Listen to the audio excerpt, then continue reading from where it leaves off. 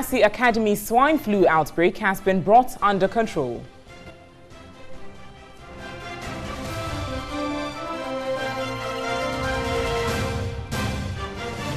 Government to roll out a $600 million policy from next year to achieve 100% electricity coverage nationwide.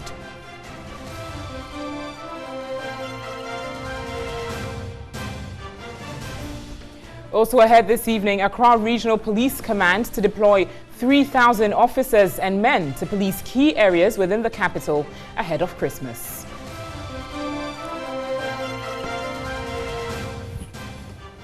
And in business tonight, Ghana and Germany sign €100 million bilateral investment and reform partnership to promote private investment into renewable energy and vocational training.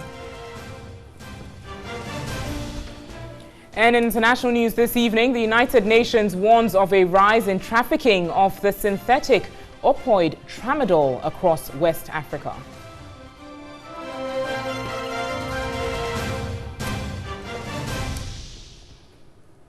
We've got the details of these stories for you here on News 360, including the latest from the world of entertainment and sports. And we're streaming all across the world on 3news.com as well as TV3 Ghana on Facebook. On to our very first story this evening. The Chief Justice, Sophia Akufo, Tuesday reproved two members of Parliament for adding the title Honourable to their names in a writ they filed before the court. She described the act as improper, adding the MPs were not supposed to add such titles to their names. The two are National Democratic Congress MPs for the Ashaman constituency, Ernest Nogbe, and Juaboso constituency, Kwabena Minta Akando. They had gone to the court to seek a revocation of the appointment of Gender Minister Otiko Afisa-Jaba. They wanted the court to annul her appointment over her failure to undergo the mandatory national service, and it is in that writ that they both added Honourable as titles to their names. When the case was called on Tuesday, Chief Justice Sophia Akufo expressed concern over how the names of the two MPs had been written. She said, "The people who developed the tradition don't do this." Justice Sophia Akufo said the right thing to do was to write their names first before adding Honourable Member of Parliament and the area to it. She said the use of Honourable as a title is dishonourable. Let's still stay.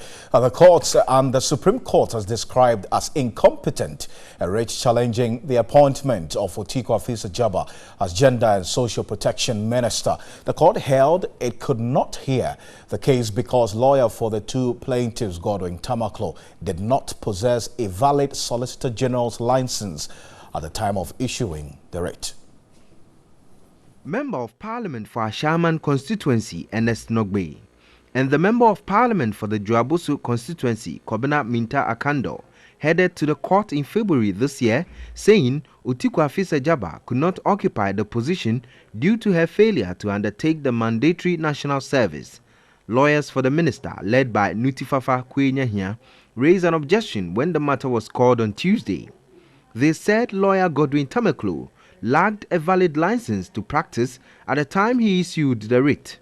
In his response, lawyer Tamaklo told the court he had applied for a renewal of his license and had not received it when he issued the writ. The Chief Justice, Sophia Akufo, who was presiding, asked the lawyer if that was the case, and he replied in the affirmative. The 7-member panel unanimously dismissed the suit. The court explained the decision, saying it could not hear the matter due to the lawyer not having a license at the time of issuing the writ. The writ was struck out as incompetent. And still with the courts, an Accra District Court has rejected an application for the discharge of 6 accused persons standing trial for the murder of the military officer Major Maxwell Mahama. The court, presided over by Wolanyo Kotoku, maintained the Attorney General needed to come with a written application instead of an oral application. According to a state attorney, Evelyn Kilson, the AG is ready to start the committal process, hence the need to discharge the 6 persons for lack of evidence. She added the AG on Monday, December 11, filed a bill of indictment which has details of the persons to be discharged with the court registry. But the court, presided over by Wolanyo Kotoku, insisted there was the need to go through due process. He added the court is yet to receive a copy of the bill of indictment, hence the decision to reject the plea. The six are Yawano, Philip Bedu, Kwame J, Solomon Saki, Vivian Asahene, and Anthony Amoa. 22 persons are currently facing prosecution for their role in the killing of Major Mahama and have been charged with murder. Major Maxwell Mahama was on May 29 lynched by a mob at the central regional town of Dinchabuasi. The case has been adjourned to December 19. And away from the courts. Now, the University of Ghana, Legon, says it will review its security arrangements in the wake of the stabbing of a Commonwealth Hall student to death. Professor Drew also says while the university is embarrassed about the stabbing, it will look at its own internal security control mechanisms. How embarrassing is this to the university? Well, to the extent that this could have happened anyway. Mind you, and I've said it time and again, let us leave our students out of this because it has nothing to do with our students. It's not an issue involving University of Ghana students. People coming from outside. And this could have happened anywhere. It's unfortunate that it happened on campus. So to that extent, let us say that we are sorry it did. But as it is, as a nation, can we just decide that no one should enter campus? No. So it happened on the land of Ghana. But let me indicate once again strongly that the public should leave our students, our dear students, out of this. It has nothing to do with students. It has nothing to do with security or insecurity on campus. Yes, it has nothing to do with us as a university, just that it happened on our campus, and we are sorry for that. What measures finally will the university be taking to stem some of these things from going on? Yeah, we generally thinking about the entire security system on campus. Yes, but for things like this, you could call them accidental. You have no control. When people come from outside and are arguing, do you expect me to come from my residence and monitor them?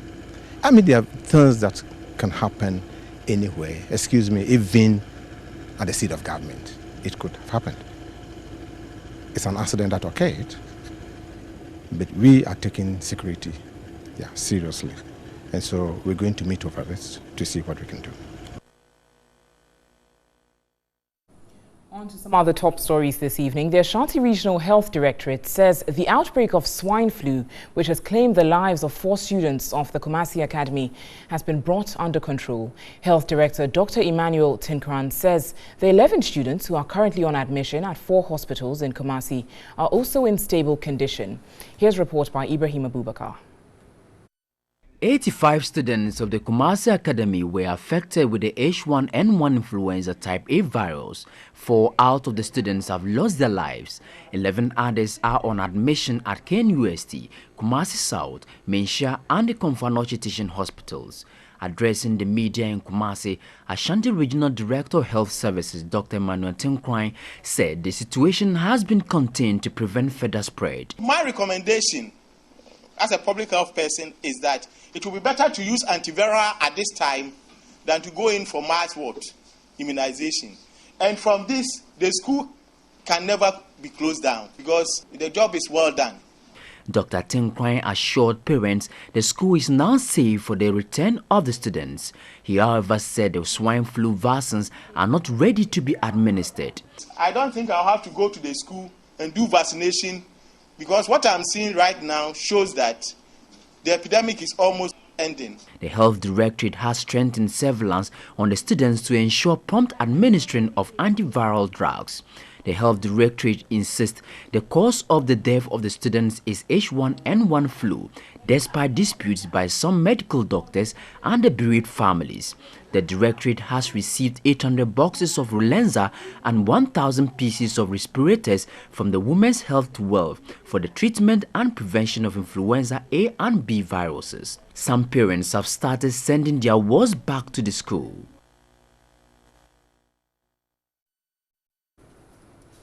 Now, this issue is certainly concerning because, as we know, the situation in the Kumasi Academy, Kumaka, is not in isolation, and it raises concerns of the health station and the health situation at these various schools. I'm going to run us by on the screen here what a health picture looks like in other schools, in addition to Kumasi Academy. Now, in Kumaka, 11 students died of meningitis earlier in the year in H1N1. All in the year 2017. Clementina Konedu was the only female who's been laid to rest, and she was said to have died of influenza flu. Now, on to some other schools. In addition to Kumaka, the Koforidua Sec Tech, the Ghana Health Service confirmed students died of bacterial meningitis. That's Dennis Yao Ichampong, who was a Form 2 student of the school, died after complaining of fever, body weakness, as well as stiff neck. And 22 students were put under monitoring. These were students who were in close proximity with Dennis, who were put under monitoring by the Ghana Health Service in case they showed any signs or symptoms of the meningitis disease. And on to another school where such a situation, a health alert, has occurred. In the St. Martin's Senior High School, over 20 students reportedly collapsed. Students were rushed to the Nsawam Government Hospital. 18 students complained of heartaches, while others were reported to have collapsed. And the Nsawam Government Hospital actually attributed the collapse to exam phobia and said it was only hysteria and nothing critical. So this case, however, can go excused. But it does not put aside the fact that the issue of health facilities provided at these schools a major concern, because parents continue to worry as some of their children lose their lives due to situations like this. Alfred? Absolutely, and Natalie. And we've been joined in studio by the chairman of the Ghana National Education Campaign Coalition, Mr. Brighter Pierre. Thank you so much for your time this evening. Now, it appears that these cases that Natalie just run us through are separate incidents, but there's a fundamental correlation in there that it's happening in senior high schools, leading to the death of some students in some cases, right? Yes. Well, when the news broke out, we also did our investigations, and before that, we were trying to look at some issue that happened to students in other schools like Achimota, Holy Child, the Wesley Girls, and this Kumaka. So we're trying to find out what exactly causes some of these issues and all that. But clearly, what we have identified is that beyond the issue of the medical issue that we're talking about, there are other issues that also has to do with the care and attention that we have to give to children. Those are the basic things that we identify, that some of these things do not receive the kind of attention that it deserves because authorities are not being proactive enough to respond to take the immediate step to deal with those issues. So we are dealing with the medical aspect, but I think that one of the things that the authorities must also take into consideration is how the administration respond to some of these when they happened, because N1 H1 clearly shows that once it happens and you take measures immediately, you can also rescue the children from some of these situations and all that. So we are looking at that aspect. Then again, you look at the boarding facilities. It's an issue that we have to address, because the arrangement of chairs in the ventilation, the space in there. Because for Kumaka, for example, I do recall that the minister in charge of the Ashanti region said that upon visiting the school and going through the dormitories, some of the windows were so small, some of them they don't even have fans in there. So it's a clear case of lack of ventilation, which could influence the spread of some of these diseases. Of course, because if you look at some of the diseases that have been declared, are things that can be, they are transferable. So basically, you need to also take into consideration some of these factors, so that when you are looking at the situation of children in that environment, you take those into consideration. Now, how about the infirmaries in the senior high schools? I mean, because I know the Ghana Health Service has recommended the resuscitation of some of these infirmaries. How is that going to help in the scheme of things going forward? Yeah, well, if you take a critical look at some of these facilities, clearly most of the secondary schools do not have the facilities that can easily respond to some of these things, unless they get medical attention from outside. Because per the requirement of building a school, one of the things that you need to have is a sick bay or a mini clinic where children can get first aid and then also put on certain medication when the situation is out of hand and all that. But most of secondary school do not have that, and even if they do, they expect that at least the design is not that they want the medical doctors to be there every day, but periodically they have to visit. But if you go and you realize, you see the number of times that the medical doctor comes to the school, even within a week, you could even see, you realize that even for a week or a whole month, there's no a medical doctor there to attend to them. Some teachers have to do it by some teachers, exactly, who are not medical officers. Exactly. Now let's go to the St. Martin's situation. And finally, this is going to be early on when the day we spoke to the medical director at some government hospital, and he indicated that this is a normal occurrence every year for the past few years gone by. Students collapse out of hysteria or exam phobia, and so this is not new. Are we normalizing an abnormality? Because I mean, come to think of it, what would make students on a yearly basis collapse when exams is approaching? Yeah, well, when I heard it, I was a bit laid back, because you are not a medical officer for you to come to the conclusion that this is what caused the situation. And even if that is the case, it is purely psychological. So you cannot even place it in the context in which he puts it. So clearly, for me, some of these things happen. We need to do investigation about it and then arrive at a certain conclusion. But people rushing to make certain comment, I don't think that it will help the situation. So once there's issues happening to children, one of the things that we are required to do is to ensure that we protect their interest first. So whatever we have to do to ensure that we put children first, we have to do it. So those are the things that, for me, we should be looking at. Because if the school authorities, should we not be asking them questions as to why this is happening in the school every other year, that students are collapsing? You see, we have put a case before the court concerning some of these things that are happening in the secondary schools, and we are hoping that the court will look at it and then give a ruling that will be binding on all schools in terms of how they respond to some of these things. The attention, the little thing that they do that put children at risk and all that. So once we get there, we are hoping that something good will come out of it. But for the meantime, I would urge parents to be calm, and then let's also listen to the advice of the medical officers, and then whatever they recommend, we'd also have to follow it so that we bring the situation under control. Thank you, Mr. We are grateful. Right up here is the chairman of the Ghana National Education Campaign Coalition, joining us to talk about a number of issues happening in some senior high schools, unrelated but very fundamental relationships with other issues that's happening in there. But away from that, Unilever Ghana has embarked on an education for students and staff of the Kumasi Academy on how to avoid the spread of swine flu. The move, the company says, is to strengthen the fight against the outbreak of the disease. Here's a report by Ibrahim Abubakar. The outbreak of swine flu at Kumasi Academy has already claimed 4 lives. Students of the school are currently being treated to curb the spread of the infections and further death.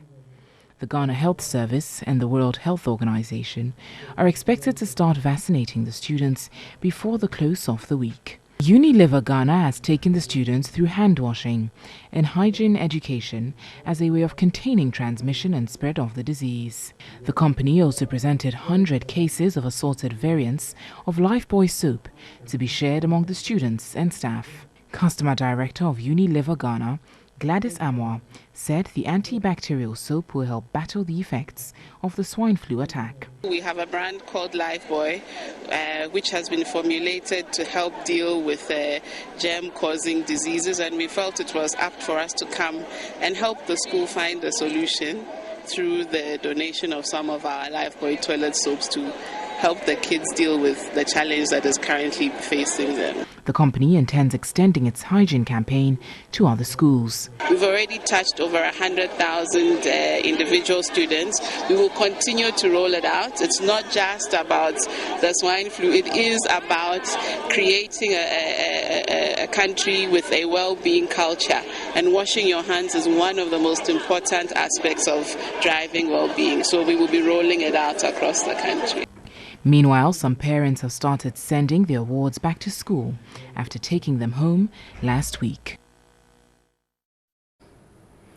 On to other stories. Residents of Saviapa in the Volta region have given the Volta Regional Police Command 14 days ultimatum to produce 62-year-old man George Akoli, who was reported missing on Saturday, November 25. George Akoli reportedly disappeared during a festival at Alavanyok Pemi and has since not been seen.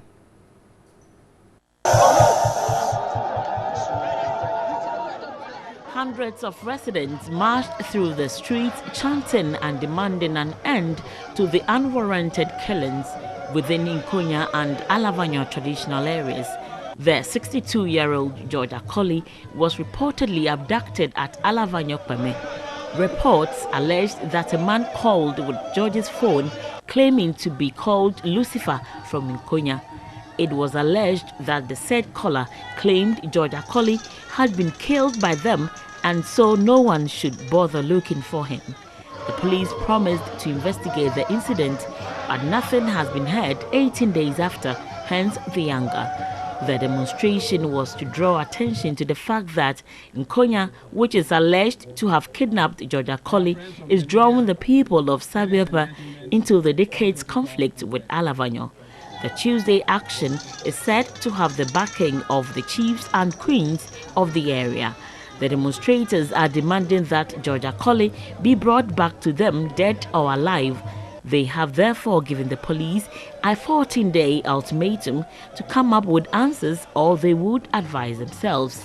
Sasadu is an annual festival celebrated by the people of Saviopa, Akrofu, Sovie and Alavanyo in remembrance of their ancient migration to their present settlement.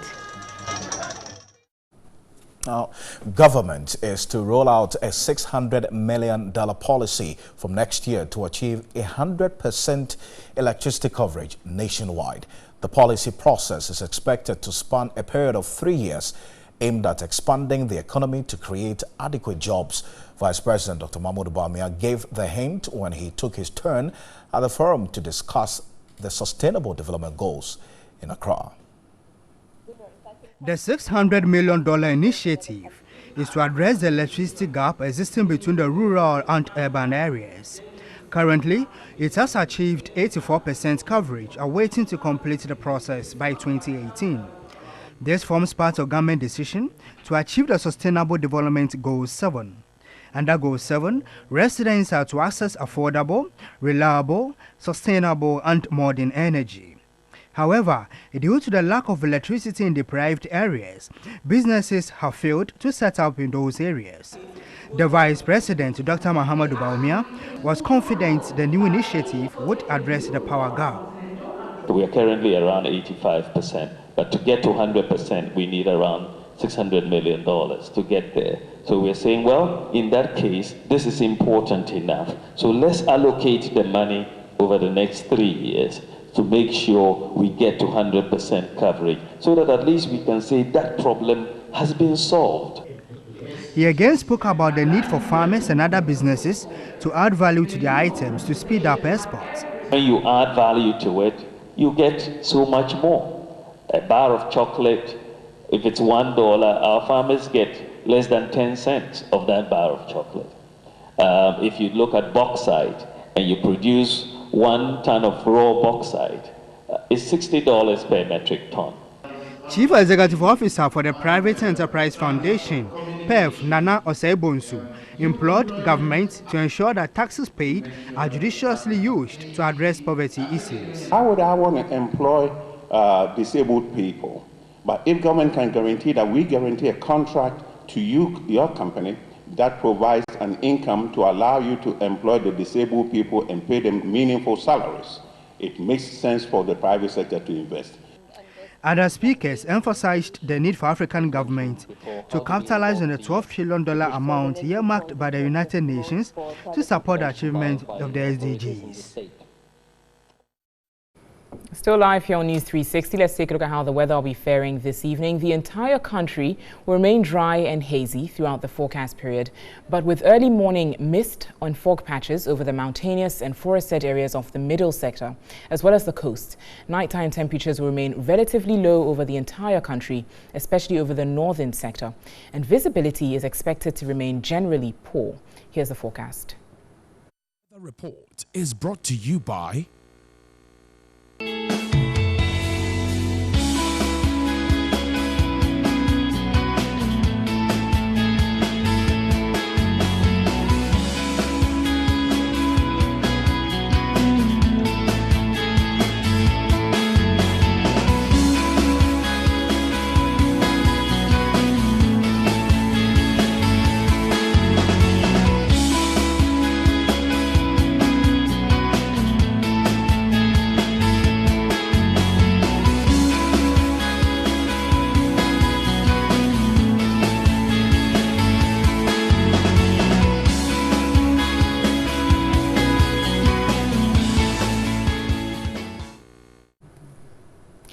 You're watching News 360 from the News Hub at Adisawe Kando. We've got some business news for you shortly. Stay with us.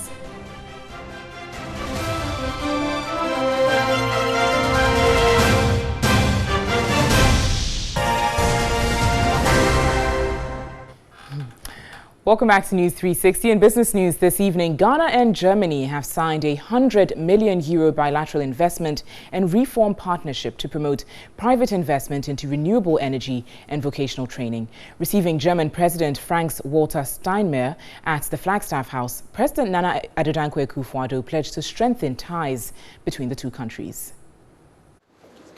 The state visit by German President Frank-Walter Steinmeier is his first trip to an African country since he took office in February 2017. The visit also underlines the close partnership between Ghana and Germany 60 years after establishing diplomatic relations. Before the two leaders addressed the media, Finance Minister Ken Ofori-Atta and his German counterpart Friedrich Kiesselt signed a €100 million partnership to support renewable energy and vocational training. We, from the German side, offer our support in advisory services, our experiences in Germany in an adapted way, and financing to bring about further development in the area of renewable energies, financial sector, and also vocational training.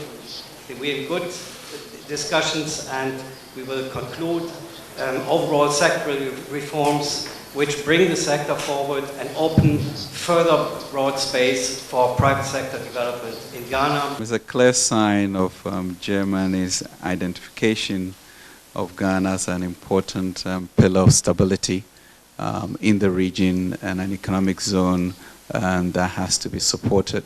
The work our president has done would bring in macroeconomic stability and fiscal consolidation is the way to go. President Akufo-Addo pledged a much more deeper relations with Germany. Small and medium-scale enterprises are the overwhelming numbers of enterprises in our own economy. And how to scale them up, strengthen them, is a major challenge of policy for us in Ghana. We believe that this is an area where we can profit very strongly from the German experience and the German model. Training of its workforce. And it shows by the continuing performance and resilience of the German economy. This is another area of great concern for us. German President Steinmeier praised Ghana for economic recovery policies. He pledged his country's continued support in the areas of education, small-scale enterprises, development and renewable energy to ensure that the current economic restoration in Ghana is sustained. Now, Deputy Minister of Trade and Industry Robert Ahum-Kalensi has urged German investors to put their money behind Ghana's growing economic opportunities. Speaking at a German-Ghanaian business forum, he justified Ghana's economy has high prospects for safe investment. As part of the state visit of the German President Frank-Walter Steinmeier, the delegation of German Industry and Commerce, in collaboration with the Ghana Investment Promotion Center, organized the German-Ghanaian Business Forum. Deputy Minister for Trade and Industry outlined government's 10-point industrialization strategy for the economy, which includes development of an integrated aluminium industry, pharmaceuticals, and an industrial park. We have significant iron ore deposits, but probably even more important, we also have manganese. We have been exporting manganese, and the two, by the way, make steel. We've been exporting manganese and importing steel. That doesn't make a lot of sense to us. So we're again interested in an integrated industry along those areas. The head of the delegation of the German Industry and Commerce praised Ghana for being a favorable hub for business and investment opportunities in Africa. How you manage the transition, I think that shows political stability, and that, of course, is one of the key factors being active in business engagement. The CEO of the GIPC, Yofi Grant, said the center will ensure a win-win situation between foreign investors and the country. We are actually even looking to do high-speed train from Accra right through to Kumasi, through to Tamale, to Paga, which opens out to Burkina Faso. such that you can move from the south of to the north of the country in about an hour and a half. We believe that will open out further business engagement and make Ghana more efficient. Away from Ghana-German relations, board chairman of GHL Bank, Albert Essien, has discounted a research that suggests the future of local banks could be challenged in the years ahead due to the strict application of the Basel II and III standards and the recapitalization of banks. He says the ownership status of a bank is of less importance as long as the bank contributes to the development of the local economy in which it operates. Research on local ownership of banks as against foreign ownership across Africa showed Cote d'Ivoire, Nigeria, and South Africa as the only countries whose banks are owned by majority domestic investors. Cote d'Ivoire had 100% local ownership, 80% by Nigerians, and 76% locals owned assets of banks in South Africa. In Ethiopia, state-owned banks are predominant, and in Mozambique and the Republic of Congo, foreigners owned most assets. Between 1992 and 2006, the local ownership of banks in Ghana averaged 61%, but that figure has fallen to an average of 48% between 2007 and 2016. The Bank of Ghana announced that all banks must increase their minimum capital to 400 million Ghana cedis by December 2018 in order to, among others, increase the capital base of the banks, as it is important for ensuring financial sector stability. According to findings by GN Research, the possibility that some banks, especially the local ones, are unlikely to meet the new capital requirements presents the potential for increased concentration and decreased competition. Some analysts say foreign banks may not be as committed to the development of the local economy than local banks. Hence, the objective of the recapitalization might be lost. However, the board chairman of GHL Bank, Albert Essien, says whether banks are local or foreign-owned, what is most important is the contribution of the bank to the development of the economy. The important thing is to have a well-capitalized, strong bank. It's true that we need to have indigenous shareholding. I would rather we had that through the stock exchange, so that we would have more retail investors and other partners participating in it. Whether it's foreign or local, the important thing is the bank should be able to help in the development of the country. It's a question of people coming up with the capital to support the growth of banks. That wraps up the business news on News 360 this evening. You can visit our website 3news.com for some more business news. Alfred, on to you for some other stories. Thank you, Natalie. For business, Operation Father Christmas. I'm talking about the Accra Region Police Command. They've deployed some 3,000 police officers and men to police key areas within the capital and its environs. Additionally, the regional command is deploying 50 more motorbike patrolmen to augment the efforts of those already in the system. These are all aimed at ensuring a crime-free Christmas.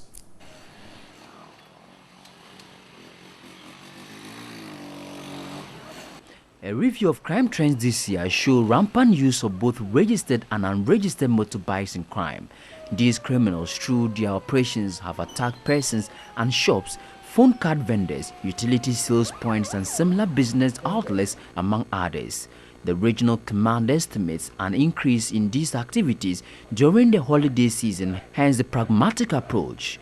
What the police will do during this festive season is to increase police presence and assure the public of our readiness to protect them even at the peril of our lives. What the police require of the general public is also to observe basic personal security precautions and notify police on suspicious characters to augment what the police is already doing on the grounds. The 50 motorbike patrolmen are to augment the efforts of those already in the system. Notable areas for street robberies, pickpocketing, and other violent crimes, among others. Not forgetting our usual fight against land guards.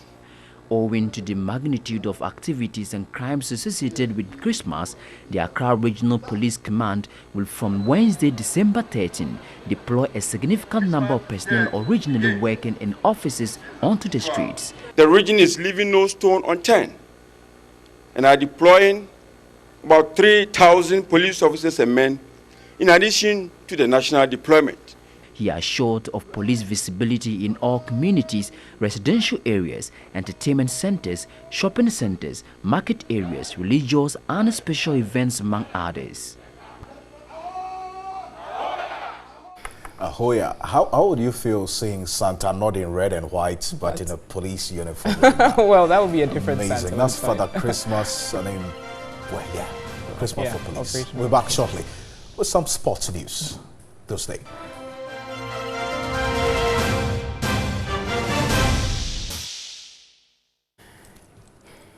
In entertainment news tonight, most TV drama series are meant to give people a good laugh. However, TV3's latest edition, Solutions, is to educate entrepreneurs on how to grow their businesses.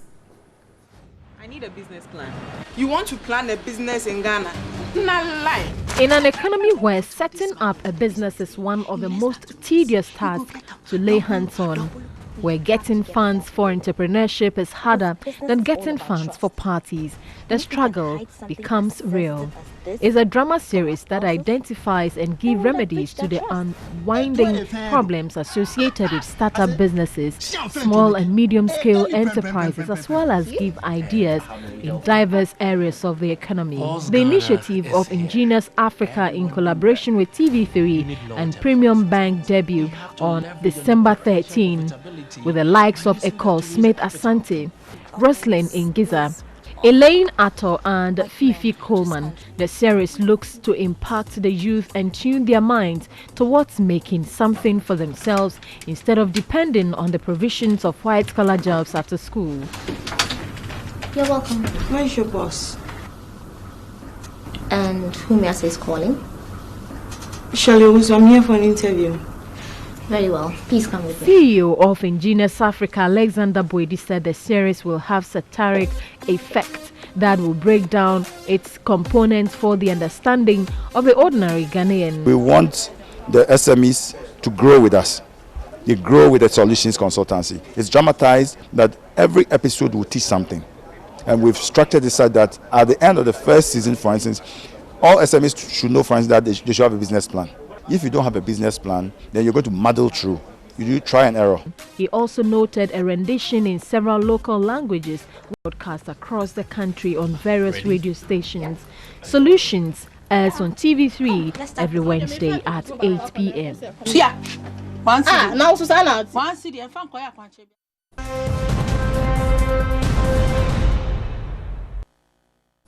All right, so news just coming through. One student at the Damongo Senior High School in the West Gonja district has been confirmed dead. The student, whose name is yet to be given, according to the district chief executive, Said Mohadu, died at about 1 p.m. today, December 12, 2017, whilst on admission at the Damongo Hospital. 9 others we're told added currently on admission at the Damongo Hospital. Officials have revealed have not yet established the cause of death, but admissions are yet also to be known, as blood samples of the students have been taken to the laboratory. TV3 News gathered that the 9 have complained of various medical conditions, from fever to bodily weakness. So that's the news just coming through, that one student of the Damongo Senior High School in the West Gonja district has been confirmed dead. There's a laboratory test ongoing for 9 others who have been admitted as the Damongo Senior High School students. That is what's happening there now. So one student of the Damongo Senior High School in the West Gonja district has been confirmed dead. The student, whose name is yet to be given, according to the district chief executive, Said Muhazu, died at about 1 p.m. today.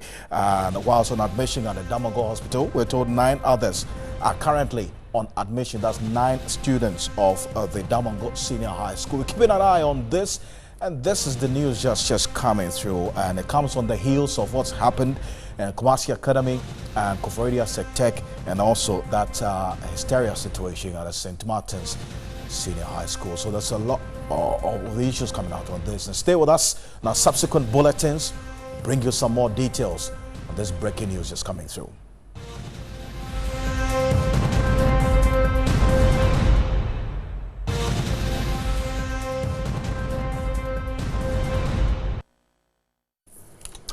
Well, on that very worrying note, we want to thank you for staying with us here on News 360. Stay with us. There's a lot more on this. My name is Alfred Okansi. And I'm Natalie Force. There's more news on our website, 3news.com. News at 10 will simulcast on our sister station, 3FM 92.7. Next is Sadia. Have a lovely evening.